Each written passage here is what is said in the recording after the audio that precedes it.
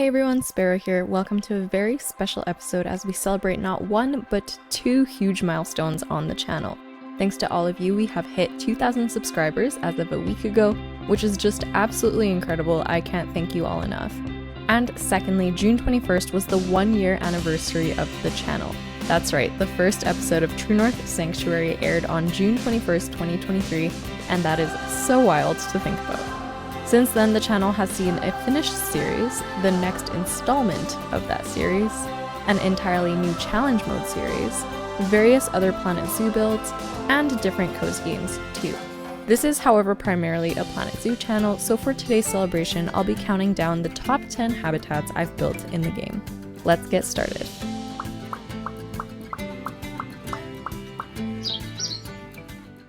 We are starting off with the little penguin habitat at Sandstone Eco Zoo.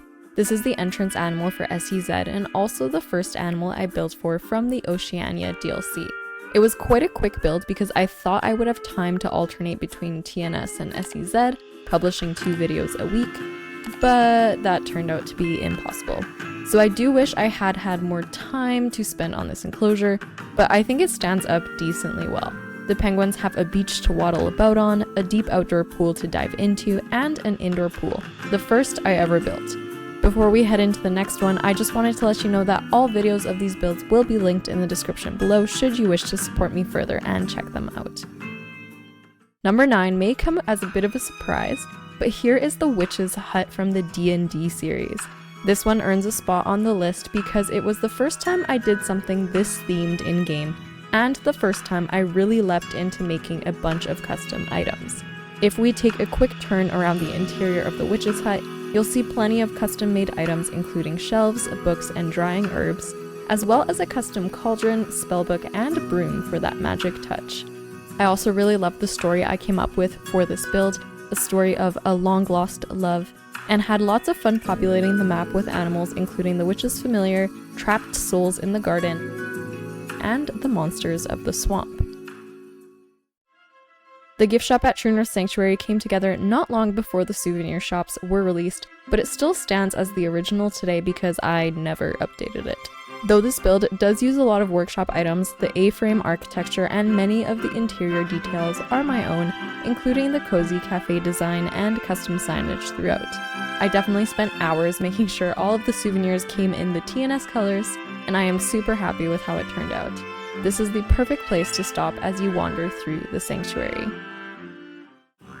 The dingo habitat at Sandstone Eco Zoo may not seem too impressive, but it holds a special place in my heart because it was the return to SEZ after TNS was complete. It also marked a new laptop, new editing software, and a new editing style. The cinematics I captured for this video are still some of my favorites to date. I also still love the junkyard inspiration of this enclosure with various items scattered about, as well as the shipping container dens at the back. The Jeep centerpiece works really well for this zoo, and I love watching the dingoes run around this massive space. A great enclosure to have in the center of the zoo. Another canine that I love is the wolf, and their enclosure at True North Sanctuary is another favorite of mine. This was the first habitat to be added to the mountain hike, and I really tried playing with levels to give the wolves a more naturalistic looking enclosure without compromising on guests' ability to view the animals. This was also one of the first enclosures I took the time to draw out on paper. The slope towards the shallow river at the bottom turned out really well, and the watchtower provides a fantastic vantage point for guests. I also still very much love the custom educational signage about each wolf. Named after gemstones and minerals, a small sample of their namesake is featured next to the wolf's pictures. The next enclosure to make the list is the True North Sanctuary Mountain, featured across 2 episodes with the design of the Doll Sheep enclosure and the Mountainside Bald Eagle aviary. This was one of my first times doing this much terrain work in Planet Zoo, and I watched so many tutorials on how to build mountains. I do think it turned out quite well, especially with the raised walkway around the mountain where guests can see the doll sheep climbing close and get a beautiful view of the rest of the sanctuary. This mountainside aviary featured a lot of custom mesh and new-to-me building techniques, as did the mountain tunnel, themed to educate visitors about mining practices. It was one heck of a build, and I'll make sure to link both episodes down below. The Daintree Conservation Center at Sandstone Eco Zoo earns the following spot on the list, and is also spread over 2 building episodes. Housing southern cassowaries and a saltwater crocodile, the Daintree Centre aims to educate guests about the varied biomes in Australia and also boasts a hydroponics room where guests can see how food is grown at the zoo. Since SEZ is all about eco-friendliness, this building also features a filtration room that works to recycle as much water as possible between the crocodile's pool, hydroponics systems, and the sprinklers in the cassowary enclosure. My favorite part of this build though, the massive strangler fig that stands in the center of the cassowary run, covered in ferns and vines. True North Sanctuary returns with the Northern Lights Polar Center. This building was designed to provide education about polar bears and climate change. Much of the space is taken up by educational seating, from which visitors can get a great view of the polar bear habitat through floor-to-ceiling windows. Feeding time provides the best entertainment right outside the window. There is also an educational gallery where guests can read about glacier melt, the slowly disappearing ice that polar bears rely on, and see some of the key plants that survive in the Arctic Circle. But there's more. Up the stairs to the second level, we find a wedding reception all set up for the happy couple. With stunning views of the sanctuary through the big windows and northern lights up above, this looks like one great party. Following that up is the Climate Initiative Cold Dome. Built before the Northern Lights Center, I rank this one higher because it was much more difficult to put together, and it features 2 animals instead of 1. With a curved roof resembling an igloo structure and tall support beams within, the Cold Dome houses king penguins and gray seals, 2 animals that will never meet. The facility hopes to educate visitors about the Arctic and Antarctic circles and how these species are linked because they are at risk of climate change.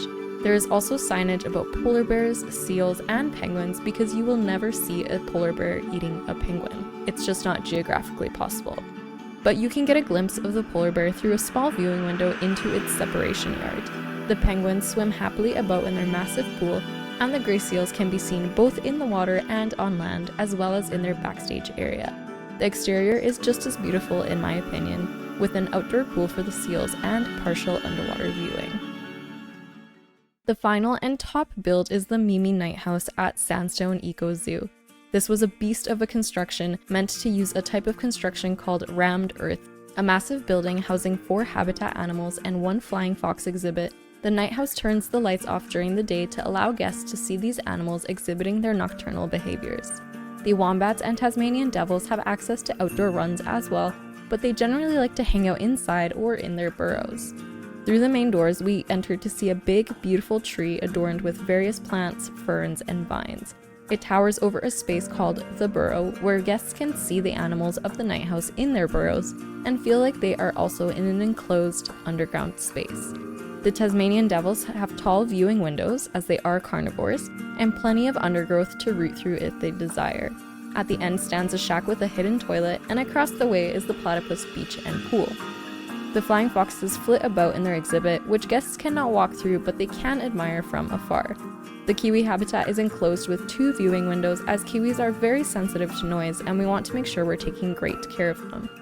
And the wombat enclosure features a fake burrow window, as well as an open viewing area. While I have to say I'm very proud of all of these enclosures, the part I am probably most proud of is the backstage area, especially weirdly enough, the support beams. The backstage area has so much clutter it makes my heart very happy, and I also went the extra mile with some filtration systems, electrical cables, and ventilation systems back here. Definitely the biggest, most involved build on the channel, and that's why it earns the #1 place. Here they are, my top 10 builds on the channel in its first year of uploads, and within the first 2,000 subscribers. Are there any builds I missed that you thought should have made the top 10? Comment below and make sure to like the video if you enjoyed. Thank you so much for watching, and I will see you next time. Bye.